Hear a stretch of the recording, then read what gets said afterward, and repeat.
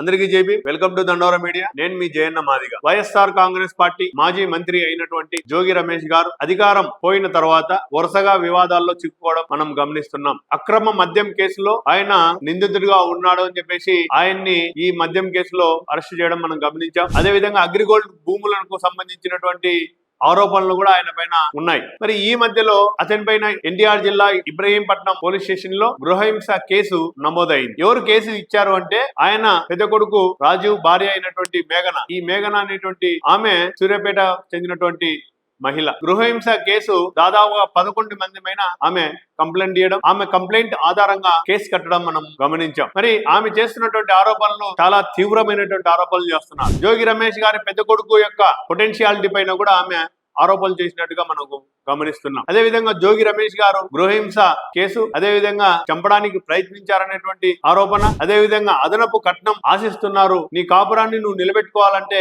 ఇంకా 5 కోట్ల రూపాయలు నువ్వు తీసుకొని రావాలి అని చెప్పేసి, డబ్బులు కంపల్సరీ తేవాలని చెప్పేసి వాళ్ళు ఆమెను వేధించినట్టుగా ఆమె కంప్లైంట్ లో వ్రాయడం మనం గమనించాం. మరి ఇంత డబ్బు ఉండి, ఇంత పేరు ఉండి, ఇంత గౌరవం ఉండి ఒక బంధాన్ని నిలపడంలో జోగి రమేష్ గారు ఏమైనా ఫెయిల్ అయ్యారా? మరి ఇదే జోగి రమేష్ గారు పవన్ కళ్యాణ్ గురించి మాట్లాడేటప్పుడు చాలా తీవ్రమైనటువంటి ఆరోపణలు, ఆయన పెళ్లిళ్ల పైన, ఆయన పవన్ కళ్యాణ్ యొక్క భార్యల పైన ఆయన ఆరోపణలు మనం చేసినట్టుగా గమనించాం. మరి సొంత కొడుకు కోడల్ని వచ్చినటువంటి సమస్య ఏదైతే ఉందో ఆ సమస్యను పరిష్కరించి, ఆ సమస్యని ఫుల్ స్టాప్ పెట్టి సంసారాన్ని అదే విధంగా వివాహ బంధాన్ని ముందుకు తీసుకెళ్లేటువంటి పని చేయడంలో జోగి రమేష్ గారు ఫెయిల్ అయ్యారనిపిస్తుంది. ఆమె నన్ను గోవాకు తీసుకెళ్లి చంపడానికి కూడా ప్రయత్నం చేసినారని చెప్పేసి ఆరోపణలు కూడా ఆమె చేస్తుంది. సో ఈ సంఘటన పట్ల మరి వైఎస్ఆర్ కాంగ్రెస్ పార్టీ అధినేత జగన్మోహన్ రెడ్డి గారు ఏ విధంగా స్పందిస్తారు అనేటువంటిది ఇప్పుడు మనం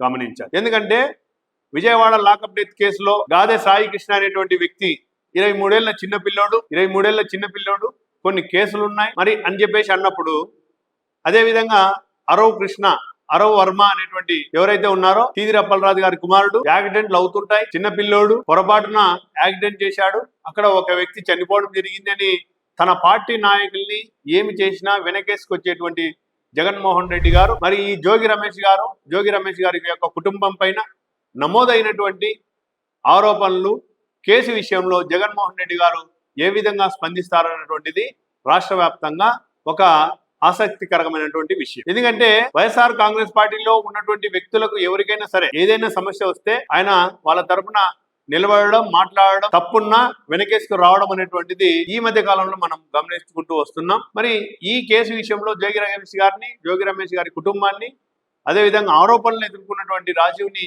ఏ విధంగా మాట్లాడతారు, ఈ కేసు విషయంలో ఆయన స్పందిస్తారనేటువంటిది